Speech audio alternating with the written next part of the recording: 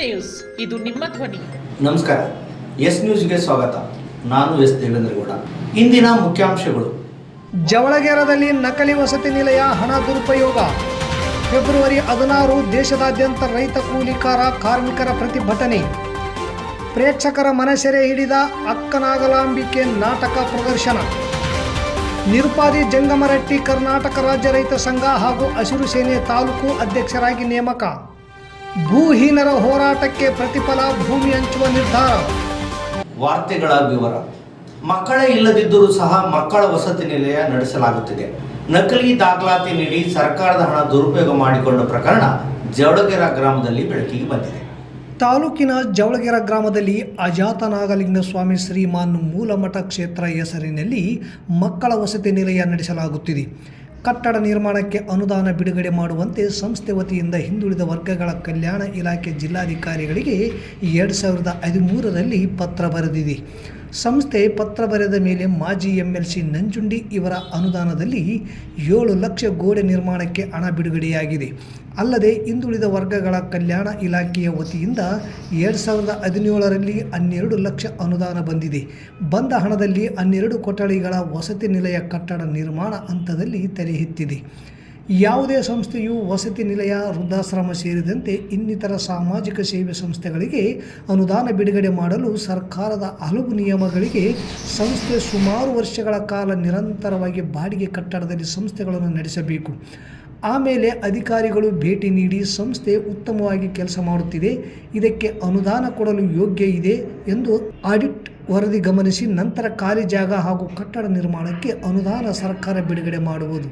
ವಿಚಿತ್ರ ಎಂದರೆ ಕಟ್ಟಡ ನಿರ್ಮಾಣಕ್ಕೆ ಅನುದಾನ ನೀಡುವಂತೆ ಒಂದು ಕಡೆ ಹಿಂದುಳಿದ ವರ್ಗಗಳ ಕಲ್ಯಾಣ ಇಲಾಖೆಗೆ ಅಜಾತ ನಾಗಲಿಂಗ ಸ್ವಾಮಿ ಮಠ ವಸತಿ ನಿಲಯ ಸಂಸ್ಥೆಯ ಅಧ್ಯಕ್ಷರಾದ ಸೂರ್ಯನಾರಾಯಣ ಸ್ವಾಮಿ ಅವರು ಪತ್ರ ನೀಡಿದ್ದು, ಮತ್ತೊಂದು ಕಡೆ ಸಂಸ್ಥೆಯ ಅಧ್ಯಕ್ಷರು ರಾಮಪ್ಪ ಕೆ ಬಡಿಗೇರು ಹುಬ್ಬಳ್ಳಿ ಎಂದು ಮತ್ತೊಂದು ಪತ್ರ ನೀಡಿದ್ದು, ಈ ಟ್ರಸ್ಟ್ನಲ್ಲಿ ಜವಳಗೇರ ಗ್ರಾಮದವರಲ್ಲದೆ ಹುಬ್ಬಳ್ಳಿ, ಧಾರವಾಡ ಕಡೆಯ ಜನರು ಟ್ರಸ್ಟ್ನ ಸದಸ್ಯರಾಗಿದ್ದು ದಾಖಲೆಗಳಿಂದ ತಿಳಿದು ಬಂದಿದೆ.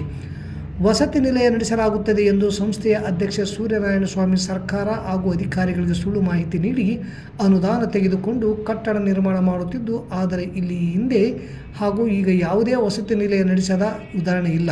ಮಕ್ಕಳ ವಸತಿ ನಿಲಯ ನಡೆಸಲಾಗುತ್ತಿದೆ ಎಂದು ಮಕ್ಕಳ ಹೆಸರಿನ ಮೇಲೆ ಸರ್ಕಾರದ ಹಣ ತಿಂದು ವಸತಿ ನಿಲಯ ಬದಲು ತನ್ನ ಆಶ್ರಮ ನಿರ್ಮಾಣ ಮಾಡಿಕೊಳ್ಳುತ್ತಿದ್ದು, ಇದರ ಬಗ್ಗೆ ತನಿಖೆ ಮಾಡುವಂತೆ ರಾಮತ್ನಾಳ ಗ್ರಾಮ ಪಂಚಾಯಿತಿ ಮಾಜಿ ಅಧ್ಯಕ್ಷರಾದ ಮೋನೇಶ್, ಹಿಂದುಳಿದ ವರ್ಗಗಳ ಕಲ್ಯಾಣ ಇಲಾಖೆಯ ತಾಲೂಕು ಹಾಗೂ ಜಿಲ್ಲಾಧಿಕಾರಿಗಳ ಜಿಲ್ಲಾ ಪಂಚಾಯಿತಿ ಮುಖ್ಯ ಕಾರ್ಯನಿರ್ವಾಹಕ ಅಧಿಕಾರಿ, ಜಿಲ್ಲಾಧಿಕಾರಿಗಳು ಪತ್ರ ಬರೆದರೂ ಸಹ ಯಾವುದೇ ಕ್ರಮ ಕೈಗೊಳ್ಳಲಾಗುತ್ತಿಲ್ಲ.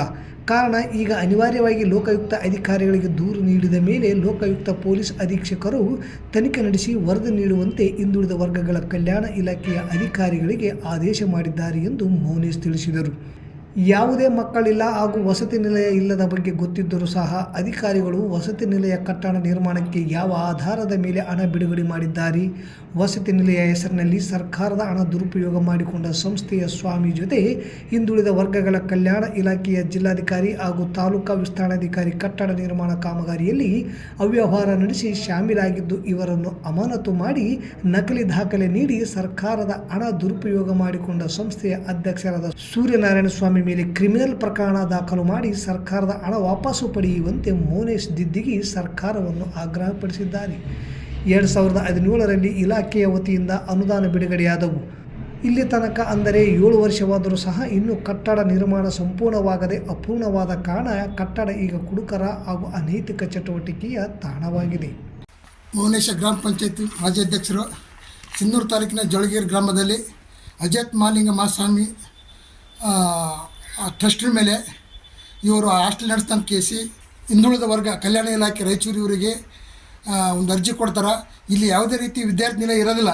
ವಿದ್ಯಾರ್ಥಿ ಇದೀನಿ ಅಂತ ಕೇಸಿ ಸುಳ್ಳು ಕಾಗದಪತ್ರ ಸೃಷ್ಟಿ ಮಾಡಿ ಕೇಸಿ ಸರ್ಕಾರಕ್ಕೆ ವರದಿ ಮಾಡ್ತಾರೆ. ನಾವು ಹಾಸ್ಟೆಲ್ ನಡೆಸಕತ್ತೀವಿ, ನಮಗೆ ಗ್ರಾಂಟ್ ಬಿಡುಗಡೆ ಮಾಡಂತ ಹೇಳ್ತಾರೆ. ಅದಕ್ಕೆ ಸರ್ಕಾರದವ್ರು ಗ್ರಾಂಟ್ ಬಿಡುಗಡೆ ಮಾಡ್ತಾರೆ. ಹಾಸ್ಟೆಲ್ ಕಟ್ಟಕ್ಕೆ 12 ಲಕ್ಷ ರೂಪಾಯಿ ಬಿಡುಗಡೆ ಮಾಡಿರ್ತಾರೆ. ಮತ್ತು ಹಾಸ್ಟೆಲ್ ತಡೆಗೋಡೆ ಕಟ್ಟೋದಕ್ಕೆ 7 ಲಕ್ಷ ರೂಪಾಯಿ ಬಿಡುಗಡೆ ಮಾಡಿರ್ತಾರೆ. ಇಲ್ಲಿ ಯಾವುದೇ ರೀತಿ ವಿದ್ಯಾರ್ಥಿಗಳು ಇರೋದಿಲ್ಲ, ಇಲ್ಲಿ ಯಾವುದೇ ರೀತಿ ಟ್ರಸ್ಟು ಇರೋದಿಲ್ಲ. ಇದು ಜಾಗ ಇರೋದು ಒಬ್ಬ ಸ್ವಾಮಿ ಹೆಸರಲ್ಲೇ ಪಾಣಿ ಇರುತ್ತೆ. ಇದು ಯಾವ ಟ್ರಸ್ಟಿಗೆ ಯಾವುದೇ ರೀತಿ ಅಗ್ರಿಮೆಂಟ್ ಆಯ್ತು ಏನಾಯ್ತು ಮಾಡಿರೋದಿಲ್ಲ. ಒಬ್ಬ ಸ್ವಾಮಿ ಹೆಸರಲ್ಲೇ ಪಾಣೆ ಐತೆ. ಆ ಪಾಣೆ ವೈಯಕ್ತಿಕ ಜಾಗದಾಗ ಬಂದು ಕೇಸಿ ಈ ಹಾಸ್ಟೆಲ್ ಅಂತ ಹೇಳಿ ಕೇಸಿ ಮನೆ ಕಟ್ಕೊಂಡು ಕಚ್ಚಾರ. ಅದ್ರದ್ದು ಇದಕ್ಕೆಲ್ಲ ತಾಲೂಕು ಅಧಿಕಾರಿಗಳು ಮತ್ತು ಜಿಲ್ಲಾಧಿಕಾರಿಗಳು ಅದಕ್ಕೆ ಸಪೋರ್ಟ್ ಮಾಡಿ ಕೇಸಿ ಸ್ಥಳದಲ್ಲಿರತಕ್ಕಂಥ ಸ್ವಾಮಿ ಈ ವೈಯಕ್ತಿಕ ಹೆಸರಿನ ಮೇಲೆ ಕಟ್ಟಡ ನಿರ್ಮಾಣ ಮಾಡಿ ಕೇಸಿ ಇವರು ಸರ್ಕಾರದಲ್ಲಿ ದುರುಪಯೋಗಪಡಿಸ್ಕೊಂಡು ವಿದ್ಯಾರ್ಥಿಗಳ ಹೆಸರಿನ ಮೇಲೆ ಇವರು ಸುಳ್ಳು ಬೋಕಸ್ ಬಿಲ್ ಮಾಡ್ಕೊಂಡು ಅದಕ್ಕೆ ನಾವೇನು ಹೇಳ್ತೀವಿ ಅಂದ್ರೆ ಈ ತಾಲೂಕು ಅಧಿಕಾರಿಗಳ ಮೇಲೆ ಮತ್ತು ಜಿಲ್ಲಾಧಿಕಾರಿಗಳ ಮೇಲೆ ಇದರ ಮೇಲೆ ಯಾರು ಶಾಮೀಲಾಗಿರೋ ಅವ್ರ ಮೇಲೆ ಶಿಸ್ತು ಕ್ರಮ ಕಂಡು ಈ ಪ್ರೈವೇಟ್ ಸೂರ್ಯನಾರಾಯಣ ಅಂತ ವ್ಯಕ್ತಿ ಮೇಲೆ ಕ್ರಿಮಿನಲ್ ಮೊಕದ್ದಮೆ ಮಾಡ್ಬೇಕಂತೇಳಿ ಈ ಮೂಲಕ ಒತ್ತಾಯಪಡಿಸ್ತೀವಿ. ಅಗತ್ಯ ವಸ್ತುಗಳ ಬೆಲೆ ಏರಿಕೆ ಇಳಿಸಲು, ದುಡಿಯುವ ಜನರ ಶೋಷಣೆ ತಪ್ಪಿಸಲು, ಕೊಂಡುಕೊಳ್ಳುವ ಸಾಮರ್ಥ್ಯ ಹೆಚ್ಚಿಸಲು ಕೇಂದ್ರ ಮತ್ತು ರಾಜ್ಯ ಸರ್ಕಾರಗಳ ಜನವಿರೋಧಿ ನೀತಿಗಳ ವಿರುದ್ಧ CITU, KPRS, AIW ಸಂಘಟನೆ ವತಿಯಿಂದ ನಗರದಲ್ಲಿ ಫೆಬ್ರವರಿ 16ರಂದು ಪ್ರತಿಭಟನೆ ನಡೆಸಲು ನಿರ್ಧರಿಸಿವೆ. Sindhanur taluka CITU, KPRS, AIAW ಘಟಕಗಳು ಸಭೆ ಸೇರಿ ರಾಜ್ಯ ಸಮಿತಿಯ ಕರೆಯ ಮೇರೆಗೆ ಫೆಬ್ರವರಿ 16ರಂದು ತಾಲೂಕು ಕೇಂದ್ರದಲ್ಲಿ ಜನವಿರೋಧಿ ನೀತಿ ವಿರೋಧಿಸಿ ಪ್ರತಿಭಟನೆ ಹಮ್ಮಿಕೊಂಡಿದ್ದು, ಅದರ ಅಂಗವಾಗಿ ತಾಲೂಕಿನ ತುರ್ವಿಹಾಳ್ ಹಾಗೂ ಸಾಲುಗುಂದ ಗ್ರಾಮಗಳಲ್ಲಿ ಸಭೆ ನಡೆಸಲು ನಿರ್ಧರಿಸಿ ಇಂದು ಸಾಲುಗುಂದ ಗ್ರಾಮದ NREGಯಲ್ಲಿ ಕಾರ್ಯನಿರ್ವಹಿಸುತ್ತಿರುವ ಕಾರ್ಮಿಕರ ಮಧ್ಯೆ ಪ್ರಚಾರಾಂದೋಲನ ಹಮ್ಮಿಕೊಳ್ಳಲಾಗಿತ್ತು. ಪ್ರಚಾರಾಂದೋಲನ ಸಭೆ ಉದ್ದೇಶಿಸಿ ಮುಖಂಡರಾದ S. ದೇವೇಂದ್ರಗೌಡ ಭಾಗವಹಿಸಿ ಕೇಂದ್ರ ಹಾಗೂ ರಾಜ್ಯ ಸರ್ಕಾರಗಳ ಜನವಿರೋಧಿ ನೀತಿ ಹಾಗೂ ಕೇಂದ್ರದ ಮೋದಿ ಸರ್ಕಾರ ರಾಜ್ಯ ಪಾಲಿನ ಹಣ ಸರಿಯಾಗಿ ಬಿಡುಗಡೆ ಮಾಡದೆ NREGಯ ಹಣ ಕೂಡ ಕಡಿತ ಮಾಡಿದೆ. ಒಂದು ಕಡೆ ಕೂಲಿ ಹೆಚ್ಚು ಮಾಡಿ ಇನ್ನೊಂದು ಕಡೆ ಬಜೆಟ್ನಲ್ಲಿ ಹಣ ಕಡಿತಗೊಳಿಸುವ ನೀತಿ ಜನವಿರೋಧಿಯಾಗಿದೆ ಎಂದು ತಿಳಿಸಿದರು. ಈ ಸಂದರ್ಭದಲ್ಲಿ ಮುಖಂಡರಾದ ಗೇಸುದರಾಜ್, ಗರೀಬ್ ಕೊಡ್ಲಿ, ಅಳ್ಳಪ್ಪ ಸೇರಿದಂತೆ ನೂರಾರು ಕಾರ್ಮಿಕರು ಭಾಗವಹಿಸಿದ್ದರು. ಒಂದು ಕಡೆ ಏನು ಹೇಳ್ತೀವಿ, 150 ದಿವಸ ಕೂಲಿ ಕೆಲಸ ಕೊಡ್ರಿ ಅಂತ ಒಂದು ಕಡೆ ಕೇಳ್ತೀವಿ, ಇನ್ನೊಂದು ಕಡೆ ನಮ್ಮ ಬರಬೇಕಾದ ಟ್ಯಾಕ್ಸ್ ರೊಕ್ಕ ಕೊಡ್ರಿ ಅಂತೇಳಿ ಕೇಂದ್ರ ಸರ್ಕಾರಕ್ಕೆ ಕೇಳ್ತೀವಿ. ಇದು ಯಾವ ಚರ್ಚೆ ಮಾಡಂಗಿಲ್ಲ. ನೀವು ಚರ್ಚೆ ಮಾಡಿದ್ದೇನು? ಮೊನ್ನೆವರೆಗೂ ಇವತ್ತವರೆಗೂ ಚರ್ಚೆ ಮಾಡಿದ್ದೇನು? ದೊಡ್ಡದಾಗಿ ರಾಮ ಮಂದಿರ ಕಟ್ಟಿಸಿದ್ರಂತೆ,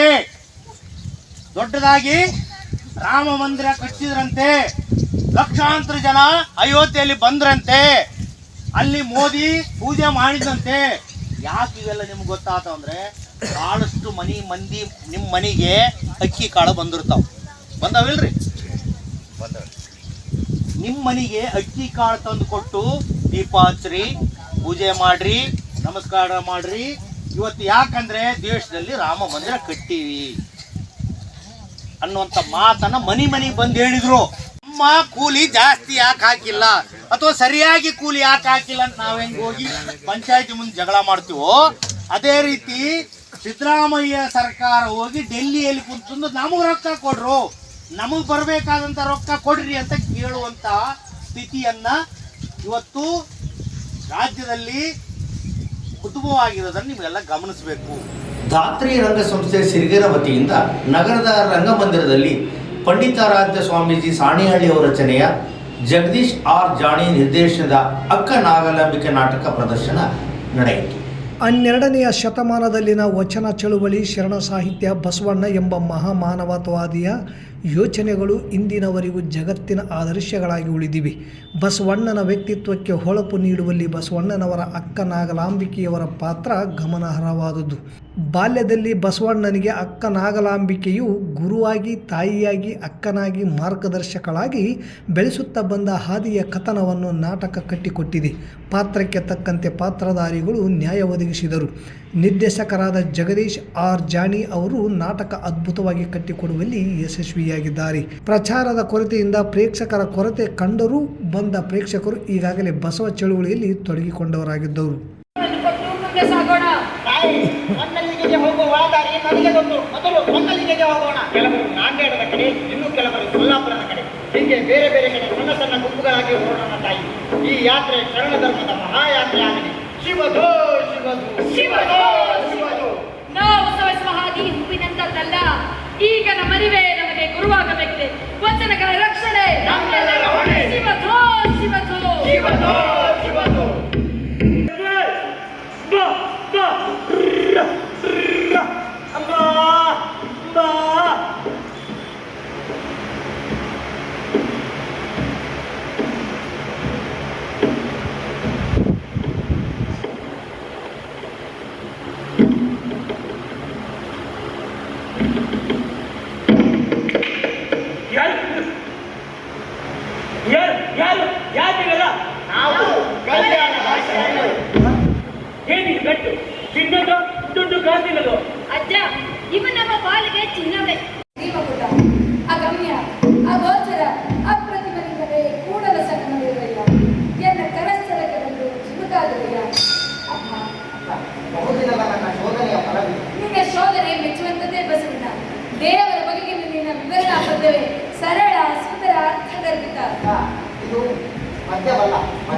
ಇದನ್ನು ಗದ್ಯವಾಗಿಯೂ ಹೇಳಬಹುದು, ಪದ್ಯವಾಗಿಯೂ ಆಡಬಹುದು.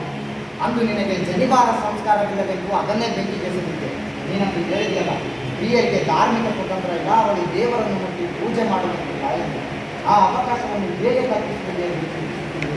ಈಗ ಅಂತ ಅವಕಾಶ ಒದಗಿ ಬಂದಿದೆ. ಅವಕಾಶವಿದೆ. ನಾನು ನನ್ನ ದೇವರನ್ನು ಪೂಜಿಸಬಹುದು. ನೀನು ಒಪ್ಪಿಕೊಂಡರೆ ಇಷ್ಟಲಿಂಗ ದೀಕ್ಷೆಯ ಮೂಲಕ ನಿನ್ನ ದೇವರನ್ನು ನಿನ್ನೇ ಮುಟ್ಟಿ ಪೂಜಿಸಬಹುದು. ಕರ್ನಾಟಕ ರಾಜ್ಯ ರೈತ ಸಂಘ ಹಾಗೂ ಹಸಿರು ಸೇನೆ ರಾಜ್ಯಾಧ್ಯಕ್ಷರ ಕೋಡಿಹಳ್ಳಿ ಚಂದ್ರಶೇಖರ್ ಅವರು ಸಿಂಧನೂರು ತಾಲೂಕಾ ಅಧ್ಯಕ್ಷರನ್ನಾಗಿ ನಿರ್ಪಾದಿ ಜಂಗ್ವರಟಿ ಅವರನ್ನು ನೇಮಕ ಮಾಡಿದ್ದಾರೆ. ಸಂಘದ ವಿಚಾರಗಳಿಗೆ ಮತ್ತು ಸಂವಿಧಾನಬದ್ಧ ನೀತಿ ನಿಯಮಗಳನ್ನು ಗಾಳಿಗೆ ತೂರದೆ ಶಿಸ್ತಿನಿಂದ ಕೆಲಸ ಮಾಡಲು ಮತ್ತು ಜಾತಿ ಮತ್ತು ಯಾವುದೇ ರಾಜಕೀಯ ಪಕ್ಷಗಳ ಸೋಂಕಿಲ್ಲದೆ ಪ್ರಾಮಾಣಿಕವಾಗಿ ಸಂಘ ನೀಡಿರುವ ಜವಾಬ್ದಾರಿ ಹುದ್ದೆಯನ್ನು ನಿಷ್ಠೆಯಿಂದ ಮಾಡಬೇಕೆಂದು ರಾಜ್ಯಾಧ್ಯಕ್ಷರು ಆದೇಶಿಸಿ ಪತ್ರವನ್ನು ನೀಡಿದ್ದಾರೆ. ಸಿಪಿಐಎಂಎಲ್, ರೆಡ್ ಸ್ಟಾರ್ ಹಾಗೂ ಕರ್ನಾಟಕ ರೈತ ಸಂಘ ಎಐಕೆಕೆಎಸ್ ನೇತೃತ್ವದಲ್ಲಿ ಕಳೆದ 131 ದಿನಗಳಿಂದ ಸಿಂಧನೂರಿನ ಮಿನಿ ವಿಧಾನಸೌಧದ ಮುಂದೆ ನಡೆದ ಜವಳಗೆರ ಭೂ ಹೋರಾಟ ಮಹತ್ವದ ಘಟ್ಟ ತಲುಪಿದೆ.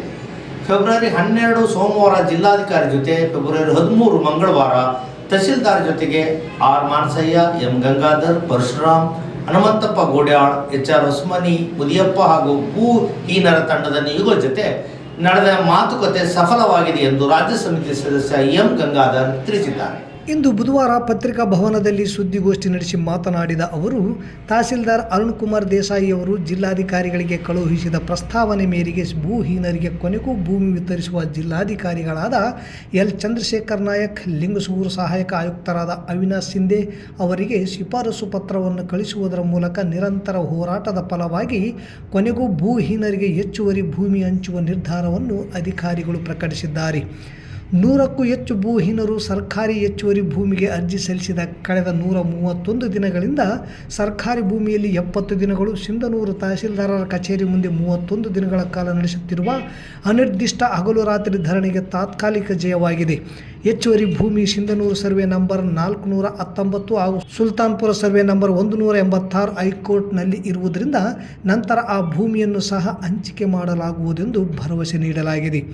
ಸಿಂಧನೂರು, ಪಗಡದಿನ್ನಿ, ಜಂಗಮರಟ್ಟಿ, ರಂಗದಳ್ಳಿ ಡಿ, ಕುರುಕುಂದ ಸೇರಿದಂತೆ ಇತರೆ ಕರ್ನಾಟಕ ಸರ್ಕಾರ ಭೂಮಿಗೆ ಅರ್ಜಿ ಸಲ್ಲಿಸಿ ಹೋರಾಟ ನಡೆಸುತ್ತಿರುವ ಭೂಮಿಯನ್ನು ಸಹ ತಹಸೀಲ್ದಾರರು ಪರಿಶೀಲನೆ ನಡೆಸಿ ಭೂಮಿ ವಿತರಿಸುವುದಾಗಿ ಕೊನೆಗೂ ಭರವಸೆಯನ್ನು ನೀಡಿದ್ದಾರೆಂದರು. ದಿವಂಗತ ಸಿದ್ದಲಿಂಗಮ್ಮ ಗಂಡ ವೆಂಕಟರಾವ್ ನಾಡಗೌಡರು ಸರ್ಕಾರಕ್ಕೆ ಹೆಚ್ಚುವರಿ ಭೂಮಿಯಾಗಿ ಬಿಟ್ಟುಕೊಟ್ಟ 1064 ಎಕರೆ ಭೂಮಿ ಮತ್ತು ಜವಳಗೆರೆ ನಾಡಗೌಡರ ಕುಟುಂಬದ ವಶದಲ್ಲಿರುವ 4900 ಎಕರೆ ಸರ್ಕಾರಿ ಹೆಚ್ಚುವರಿ ಭೂಮಿಯ ಮರು ತನಿಖೆಯನ್ನು ಭೂ ಸುಧಾರಣೆ ಕಾಯ್ದೆ 1961ರ 122A ಅಡಿಯಲ್ಲಿ ನಡೆಸಲು ಸರ್ಕಾರಕ್ಕೆ ಆಗ್ರಹಿಸಿದರು. ಮುಂದುವರಿದು ಭೂಹೀನರಿಗೆ ಭೂಮಿ ಪತ್ರ, ಭೂಪಟ್ಟ ಸಿಗುವವರೆಗೂ ನಮ್ಮ ನಿರಂತರ ಹೋರಾಟವನ್ನು ಮುಂದುವರಿಸಲಾಗುವುದೆಂದು ತಿಳಿಸಿದರು. ಈ ಸಂದರ್ಭದಲ್ಲಿ ಜಿಲ್ಲಾ ಸಮಿತಿ ಸದಸ್ಯ ಎಚ್ಆರ್ ಹೊಸಮನಿ, ಕರ್ನಾಟಕ ರೈತ ಸಂಘದ ಅಧ್ಯಕ್ಷ ಅಂಬಮ್ಮ ಬಸಾಪುರ್, ಉಪಾಧ್ಯಕ್ಷ ಹನುಮಂತಪ್ಪ ಗೋಡ್ಯಾಳ್, ಮುದಿಯಪ್ಪ, ಪರಶುರಾಮ್, ಬಿಬಿ ಫಾತಿಮಾ, ತುಳಸಮ್ಮ, ಉಷಾ, ಎಂಜಿ, ಜಗದೀಶ್ವರಿ, ಗಂಗಮ್ಮ, ಹೀರಮ್ಮ ಇದ್ದರು.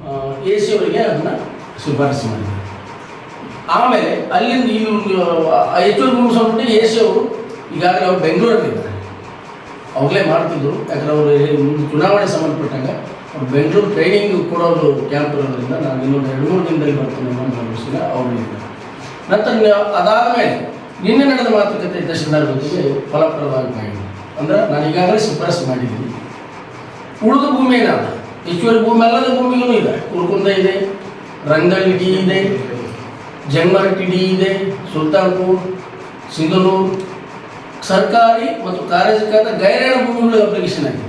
ಅದು ಒಂದೇ ಲ್ಯಾಂಡ್ ಅಲ್ಲ, ಪಗಡದಿನ್ನಿ ಇದೆ, ಸೆಂಟ್ರಲ್ ಪಗಡದಿನ್ನಿ ಕೂಡ ಹೆಚ್ಚುವರಿ ಲ್ಯಾಂಡ್, 15-20 ಎಕರೆ ಪಗಡದಿನ್ನಿ ಹೆಚ್ಚುವರಿ ಭೂಮಿ, ಅದು ಶಿಫಾರಸು. ಉಳಿದ ತಹಶೀಲ್ದಾರ್ಗೆ ಅದು ಅಧಿಕಾರಕ್ಕೆ, ಕಾರ್ಯಜಾತ ಕರ್ನಾಟಕ ಸರ್ಕಾರ ಭೂಮಿಗೆ ತಹಶೀಲ್ದಾರ್ಗೆ ಪವರ್ ಇರೋದ್ರಿಂದ ನಾನು ಅದನ್ನು ಪರಿಶೀಲನೆ ಮಾಡಿ ಅರ್ಜಿಯಲ್ಲಿ ಸಬ್ಮಿಟ್ ಮಾಡಿದ್ದೀನಿ. ಆಲ್ರೆಡಿ ಸಬ್ಮಿಟ್ ಮಾಡಿ.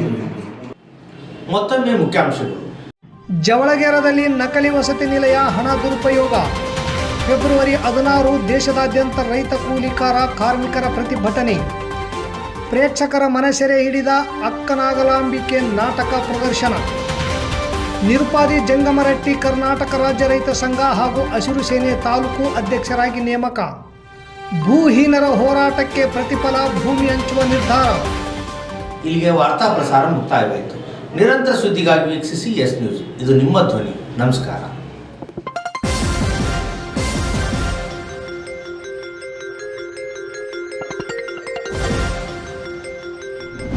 ನ್ಯೂಸ್, ಇದು ನಿಮ್ಮ ಧ್ವನಿ.